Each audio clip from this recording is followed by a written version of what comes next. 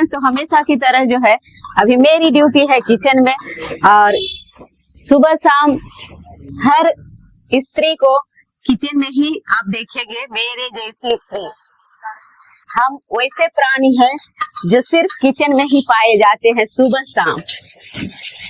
तो अभी है कि एक तरफ मेरा गाजर का हलवा बन रहा है, ये देखिए हलवा, कैमरा ऊंचा है इसलिए दिख नहीं रहा है, तो गाजर का हलवा बना रही हूँ एक साइड, और दूसरे साइड जो है करेले की भुजिया भूज रही हूँ।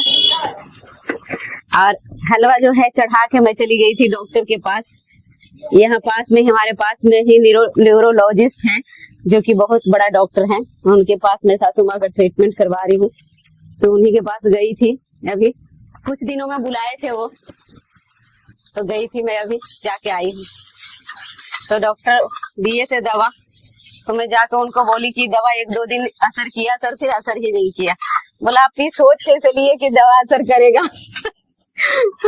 बोले दवा असर करेगा ही नहीं, बस 3 दवा लिखे हैं, और बोले कि अगर आप हमारे पास आए हैं तो दवा लिखना हमारी मजबूरी हो जाती है, दवा खाने से कुछ होगा नहीं।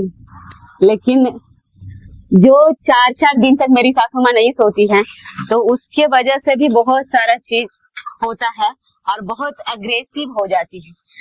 अग्रेसिवनेस को कम करने की दवा दिए हैं, अब देखिए कम होता है कि नहीं होता है, ऊपर वाला जाने। क्योंकि दवा दिए तो 1-2 दिन लगा कि अग्रेसिवनेस जो है कम हुआ है, तो हमको अच्छा लगा कि कम से कम शांति से बैठती हैं, खाना पीना अच्छा से देती हूँ, जो कहती हूँ सुन लेती हैं। और ये 2 दिन से तो क्या ही बोले, फिर से वही मोड ऑन हो गया है।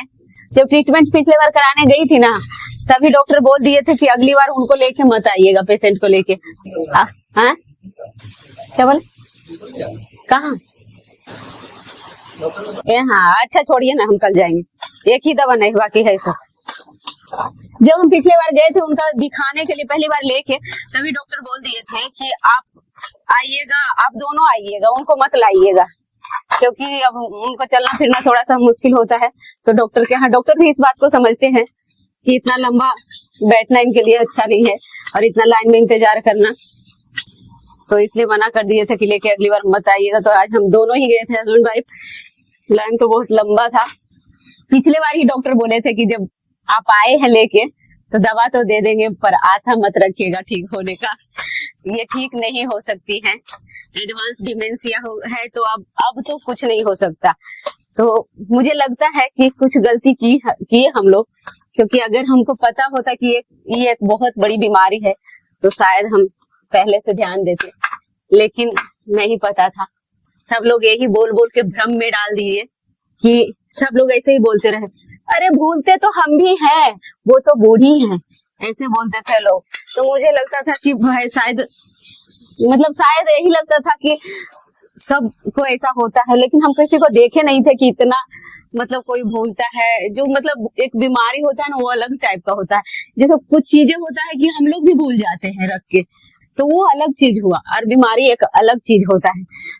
तो ये चीज लोग बोलते रह गए और उनके बात पर हम भी रह गए कि चलो ऐसा होता होगा बुढ़ापा में, और वही चीज बढ़ते रह गया। अगर पता होता कि इतना भयंकर रूप लेने वाला, तो हम पहले ही सतर्क हो जाते। इसलिए मैं आप लोग से कहना चाहती हूँ कि अगर ऐसे पेशेंट आपको लगते हैं, घर में अगल बगल लगते हैं कि हाँ बहुत ज्यादा भूल रहे हैं और फिर उस चीज को वो समझ नहीं पा रहे हैं, तो जरूर न्यूरोलॉजिस्ट से दिखाइए। नहीं तो फिर बाद में जो एक एज आएगा ना, तो जो उनके साथ रहते हैं, उनके पास रहते हैं, उनको बहुत बड़ी परेशानी से गुजरना पड़ेगा, जो कि हम गुजर रहे हैं। आज क्या स्थिति है, कैसा स्थिति है, जो कि कहना मुश्किल है, उसको एक्सप्लेन नहीं कर सकते, क्योंकि जो सामने रहता है वही लोग देखता है कि क्या होता है क्या नहीं होता है। जो और हम हर चीज को कैमरे में कैद करके नहीं दिखा सकते। वो तो थोड़ा सा मेरा मन बहुत भारी हो जाता है, इसलिए मैं थोड़ा सा अपने मन को हल्का करने की कोशिश करती हूँ और सोचती हूँ कि अपने लोग कोई बात नहीं सुनते हैं, इसलिए लोगों से बात कर लूं तो थोड़ा मेरा दिल हल्का हो जाएगा, इसलिए मैं बोलती हूँ।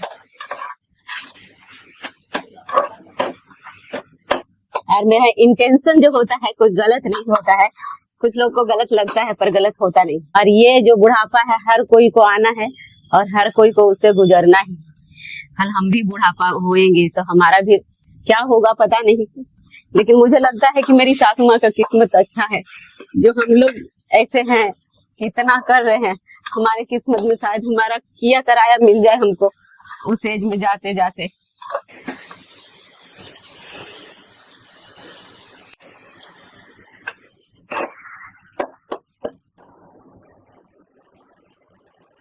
खैर अभी खराब समय चल रहा है, ये समय भी निकल जाएगा।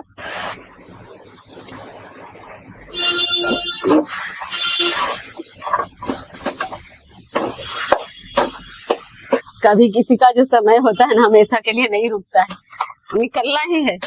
बाकी एक बात है कि आप हॉस्पिटल में जाओ ना तो आपकी आंखें खुल जाएगी कि हम कितने स्वस्थ हैं, अपने आप को खुशनसीब समझते हैं। क्योंकि मेरे सामने अभी एक आदमी को बोला गया कि उनके साथ वाइफ थी, उनको बोला कि इतना बड़ा ट्यूमर है, उसका कुछ नहीं हो सकता। उस पर क्या बीती होगी भगवान जाने। डॉक्टर सामने से बोल दिया कि इतना बड़ा ट्यूमर है, कुछ नहीं हो सकता है,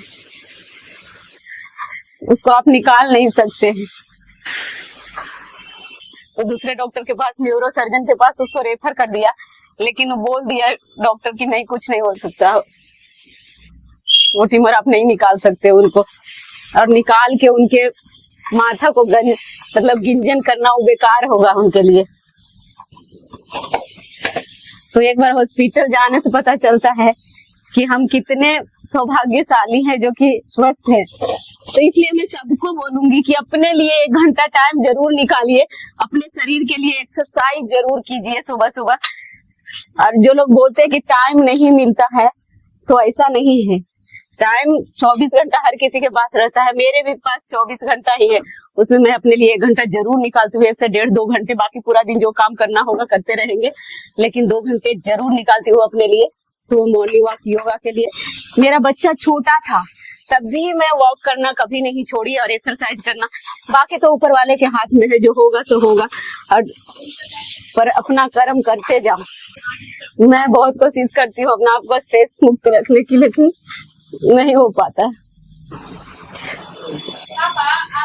बहुत स्ट्रेस हो जाते, कभी कभी इतनी परेशान हो जाती हूँ मैं। और इंसान है, इंसान को छूट भी कैसे सकता है। जितना हमसे होता है हम करते हैं, जितना कि 24 घंटा में 1-2 घंटा ही वो सोती होंगी, बाकी न सोती है न सोने देती है किसी को। अब बाकी पूरा दिन एक्टिविटी जो होता है वो तो होता ही है। एक बूढ़ा बूढ़ी को संभालना अलग बात है, लेकिन एक मेंटल कंडीशन में पहुंचा हुआ इंसान को संभालना बहुत मुश्किल होता है, बहुत।